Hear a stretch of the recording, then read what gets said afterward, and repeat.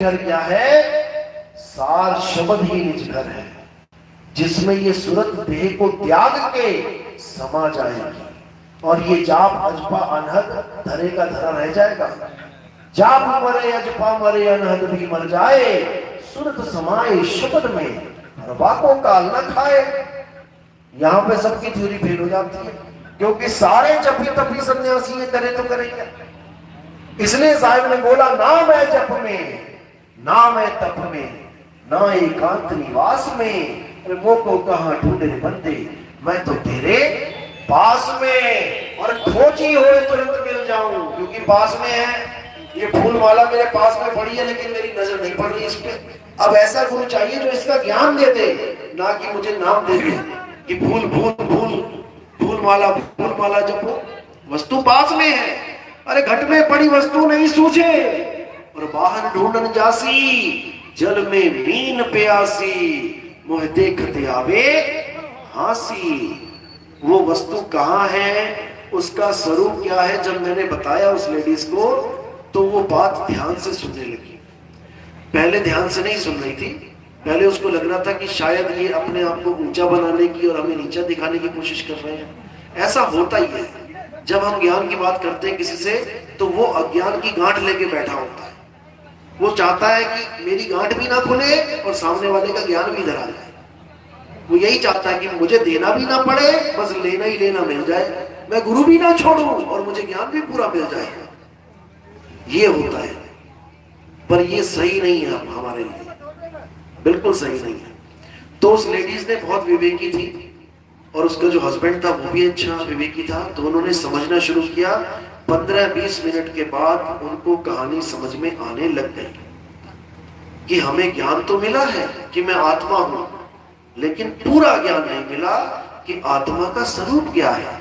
मैंने जब स्वरूप की बात करी, वो कहते हैं इसका क्या स्वरूप है, ये तो हमें नहीं पता। जब स्वरूप ही नहीं पता तो पहचानोगे कैसे? स्वरूप ज्ञान होना चाहिए। स्वरूप ज्ञान अनुभव के द्वारा होता है। जब अनुभव होगा तब पहचान जाओगे। केवल बोलने से कि मैं एक आत्मा हूं, स्वरूप ज्ञान नहीं हो सकता। मैंने कह दिया पंखा करंट से चलता है, मेरे मुंह से करंट निकला, क्या तुम्हारे कान में करंट लगा? आवाज तो लगी, मैंने बोला करंट, तो मेरे मुंह से भी करंट निकला और तुम्हारे कान में भी करंट घुसा अक्षर रूप में, लेकिन करंट किसी को नहीं लगा। अब करंट कब लगेगा? जब तार में उंगली लग जाएगी। और जब तार में उंगली लगेगी तो तुम करंट भी नहीं बोल पाओगे। बोल के दिखा देना। 2 फुट पीछे उछल के गिरोगे, उसके बाद कहोगे दैया रे दैया करंट लगा। उस वक्त नहीं बोल पाओगे, खत्म कहानी। अनबोलक मेरी वृथा जानी, ये अनबोलक ज्ञान है। जब करंट लगता है तो अनबोलक हो जाता है, ये जीव कुछ बोल ही नहीं पाता। बस इसी को समझना है। जब वो छोटा सा करंट जो पंखे को चला रहा है वो तुम्हारी बोलती बंद कर देता है, तो वो सार शब्द क्या करेगा, ये समझ लो। अगर उसके साथ 1 सेकंड के लिए भी टच हो गए ना, तुम निहाल हो जाओगे, तुम मालो माल हो जाओगे।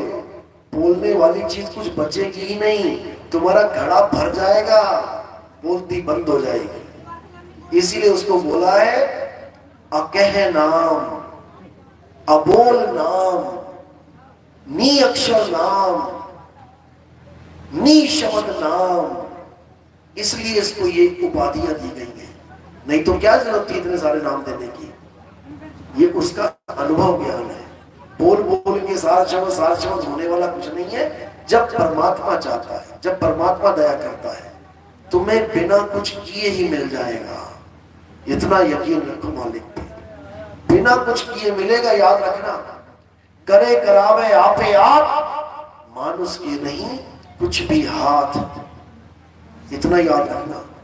जिस पर वो बंदी छोड़ दयाल हो जाए तो फिर छप्पर फाड़ के दे देता है वो।